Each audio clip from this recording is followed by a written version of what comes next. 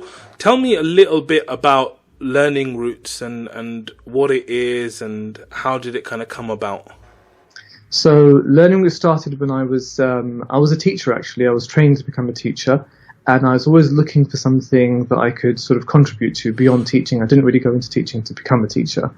And when I did that, I realized one thing when I was in schools, and that was that the quality of resources out there for teaching things like maths and English were on a completely different level to what was available for teaching Islam. And at the same time, as my first year of teaching, my first daughter was born, and that really prompted me to think about what kind of world she would grow into and what kind of stuff there was out there for me to try and help raise her as a great Muslim child. And there really wasn't anything that I really sort of liked, and I thought, well, let's do something about it. So I decided to leave my teaching post, and I started Learning Roots at that point.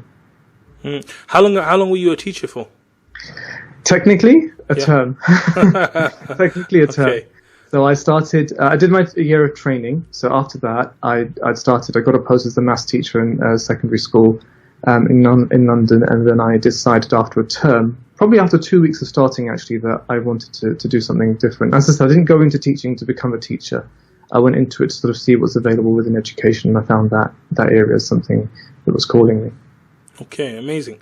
It kind of reminds me of those people that drop out of high school and then become billionaires type of thing or something. So, mashallah. Okay, great. So, what is it all about? Like Learning Roots, like how would you describe it? What's the benefit of it? What is it? Why have it?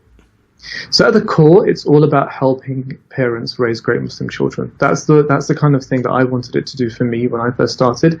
And we do that through a very innovative approach. Like I like to call it creative excellence. We give a lot of thought about what we're doing, how we're doing it, why we're doing it, and what kind of effect it has, what kind of experience it has on children when they're going through that whole learning phase of Islam. Because we wanted that first touch point, or any touch point when they learn about Islam, to be something that genuinely touches their heart, that enlightens them, and that endears them to Allah's deen. And that's really what it's all about. It's about creating these experiences. At the moment, it's through products.